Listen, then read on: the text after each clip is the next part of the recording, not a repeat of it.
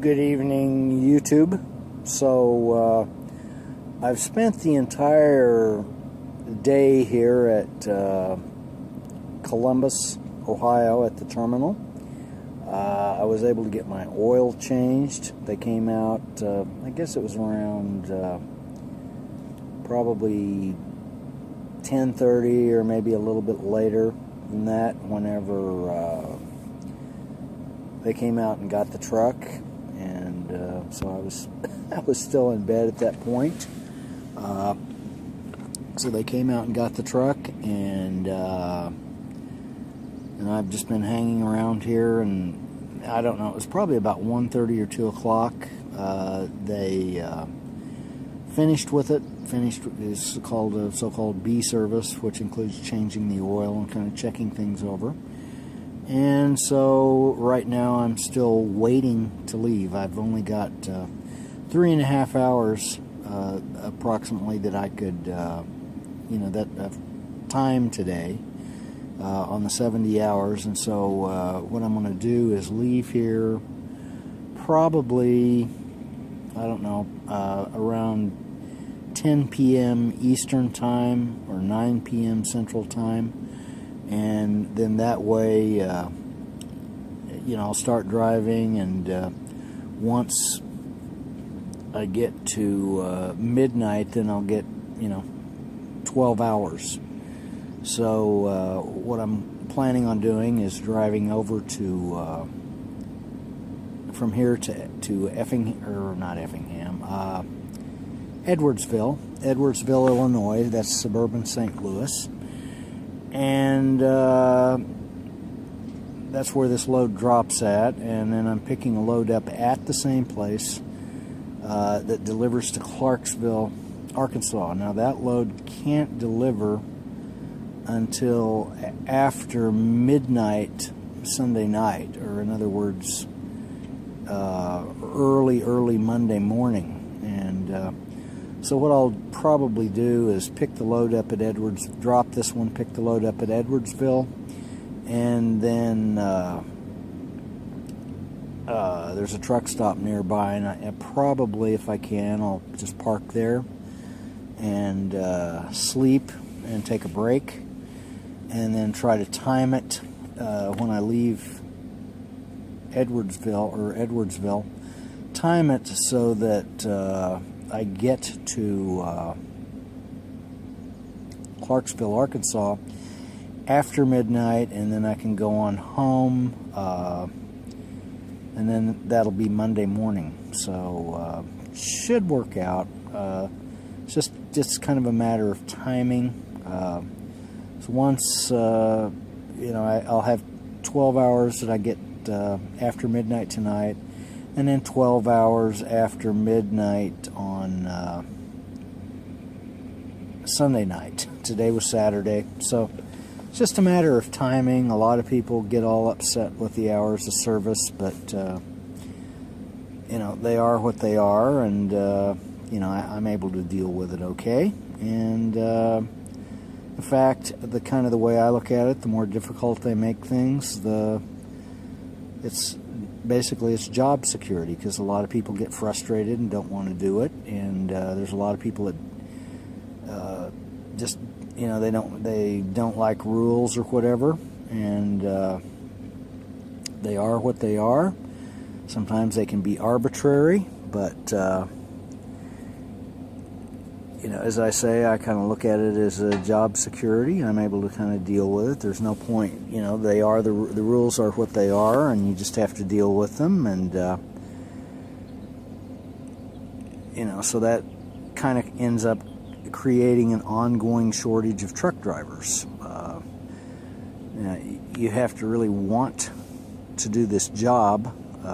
You have to really like it and want to do it, because it's not a type of over-the-road truck driver is not a type of job that you're going to do just because you're looking for a job. Because if you do that, there's a really good chance that you're not going to be very happy with it. And that's why there's, even in the worst of the economy, there's still a shortage, an ongoing shortage of over-the-road truck drivers, and that has been true for years and years. So that has, as they've kind of screwed around with the regulations, it's had the effect of causing, overall, it ends up kind of causing over-the-road wages to go up. And it's not, you think it's an easy job and you're just sitting around and, not much physical activity or whatever, but it's, for a lot of people, it's a huge psychological problem, because they're all stressed out because they're gone away from home, and they can't do what they want to do or whatever. So you have to want to do this job, and fortunately, most of the time I really enjoy the job. There's sometimes it can get a little problem here and there, but I just don't get stressed out too much about it, and so it is what it is. But there are a lot of people that get frustrated with it, and so on and so forth. And I don't like hearing people whine and moan and groan. And so that's why, I'd say 9 years now, I haven't had a working CB radio. I have a CB radio. It doesn't work, and I'm not spending the money on getting it fixed. Sometimes it creates a hardship. If I go into a shipper or receiver and they try to call you on the CB, and you tell them, well, I don't have one, and there are actually quite a few drivers now that don't have one. So and a lot of times anymore, they just take you down your cell number and they call you on your cell number, and that's a lot more efficient anyway. So, but in any case, I'll probably take a few more shots around here. It's the sun, I think, has maybe just dipped below the horizon, so it's still a pretty nice day. Let me tip the camera up and see what happens. You can see that earlier there weren't many clouds in the sky, but then it got to where there were more of them, and but the air has been very dry, and temperature-wise, it got up to about 75 degrees. So this is probably about as close to ideal weather as you can get. If you can get really, nice and dry air and about 75 degrees, that's a combination that's really hard to beat. Well, I got fooled. I thought the sun had gone behind or down below the horizon, but actually you can see there it hasn't. It's just, I guess it went behind a cloud, and it sort of obscured the view there. So you can see there's woods. I'm clear at the back of the lot here, and you can see that there's some woods back there behind, and apparently that's not used for anything, because you can see how grown up it is. There's all kinds of weeds and probably poison ivy. I stay away from that stuff. That stuff, and when was it? About a year ago, last spring I got into the poison ivy at home, and I had quite an ordeal with it. If you listen to my audio podcast, no doubt you heard me talk about that. So I stay away from, if there's this old saying, leaves of three, leave it be. And that's with good reason. So anyway, as I said, it's pretty nice. That looks like somebody threw some pallets. You see through the fence there, somebody threw some pallets over the fence into that.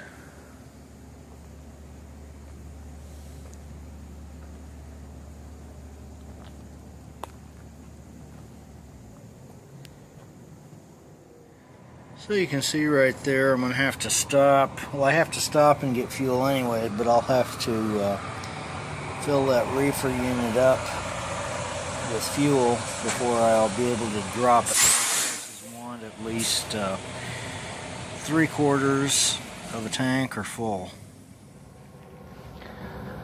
So I've still got about I don't know, 3 hours or more before I leave here, so I'll probably go ahead and record another audio podcast.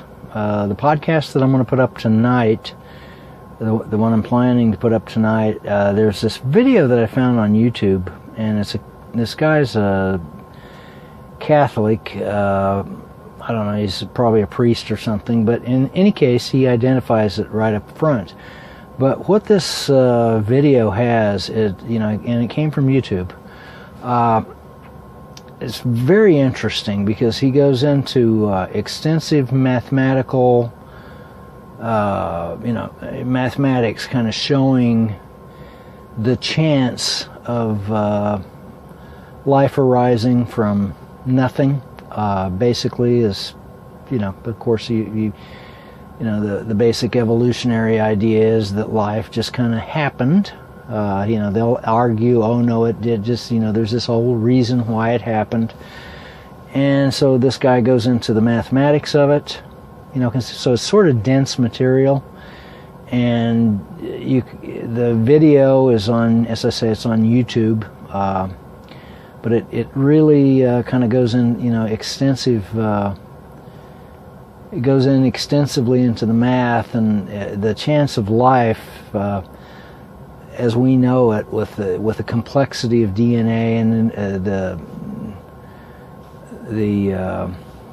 the structure of it and what have you, and the mechanics of it is virtually nil. Now, I don't need convincing. I know there's a God. It's not a matter of faith. I know it. But in any case, it's still interesting. The mathematics of it are quite astounding. You'd have a better chance of sort of finding like a grain of sand that was marked, or an atom that was marked somewhere in the universe. You'd have a better chance of finding the single atom in the universe that's marked than a way better chance than life kind of arising from nothing, so.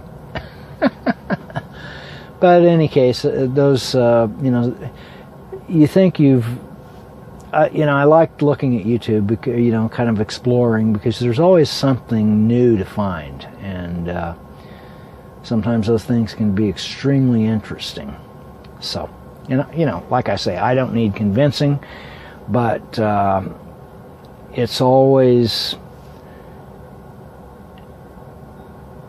good to find, something like this. And then, and another one that I watched that I won't be playing the audio for in the podcast, there was this, I think the guy was from Australia, and I don't remember his name, but he was confronting this group of atheists, and that was fairly interesting. And he did a fairly good job, and I don't know if he really convinced anybody, but the value in watching something like that is watching their behavior, sort of the skeptical behavior of, well, what about this and what about that, and it's all a lie, you're telling us lies, and so on and so forth. And that's always interesting to kind of see what defense mechanisms people use, to sort of not to believe something that's kind of staring them in the face. So, but there's a lot of videos on there, and there's millions and millions and millions of videos on YouTube, and a good portion of them are very interesting. So, anyway, go ahead and put out another audio podcast, and maybe by the time I do that, it'll be ready. It'll be time to go. Like I say, I've still got a good 3 hours yet to go. Just kind of hang out here. So, and then once I make it home, the chances of me putting up video and audio, are probably fairly nil, because my parents are there now. Now, they're still in the process of recovering. I called them again today, and they had company today, and so they're doing okay. They're still sore.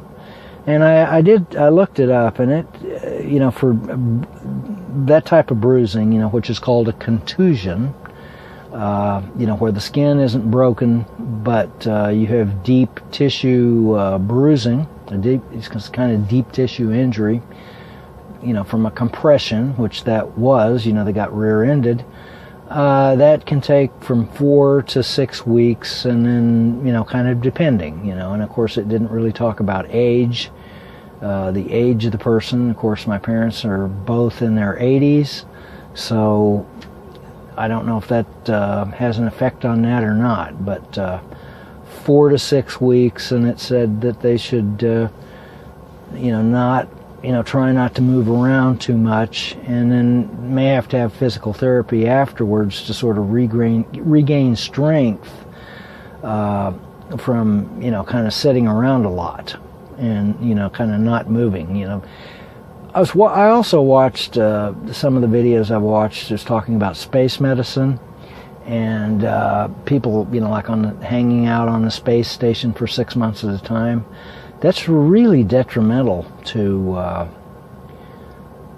to their health because they quickly lose muscle mass and bone mass, and that's very serious. And they try to compensate by having them do all these exercises and what have you, and maybe that compensates to a certain extent, but it's not enough. We really need the resistance of gravity. That's what we're designed for. And so I think if there was ever really a long-term space mission to somewhere, you would have to, the best way of simulating gravity would be, if you've watched the movie 2001: A Space Odyssey, in the spaceship they had the thing rotating, and that is a way of simulating gravity. It's very expensive because you have to build a gigantic structure in order to achieve that. You have to build a really gigantic either a space station or a spaceship, but that would really be the only if you're going to do a long-term space mission, you would have to do something like that. Otherwise, your astronauts would really suffer physically, tremendously. And and I don't know how. Of course, there's no telling. If the mission lasted years, they'd end up getting in real trouble, I think. And and similarly, they always keep talking about, well, we'll have a base on the moon or whatever. Well, the moon's got 1/6 the gravity of the Earth, and so therefore you'd have the same problem of muscle mass loss and bone mass loss. Same way with Mars. You put a colony on Mars. Mars's gravity isn't nearly as strong as the Earth's gravity is, and we're really designed for Earth's gravity. And so the idea that you're going to live long term in a low gravity environment, you probably won't, because it's unknown what would happen after, let's say years of, even if you exercised, years and years and years of muscle mass loss and bone mass loss, that would probably cause radical changes in the body, and you'd probably die. I think it would probably end up being fatal. I'm just guessing, though. What do I know? So anyway, from Columbus, Ohio, I'll catch you later.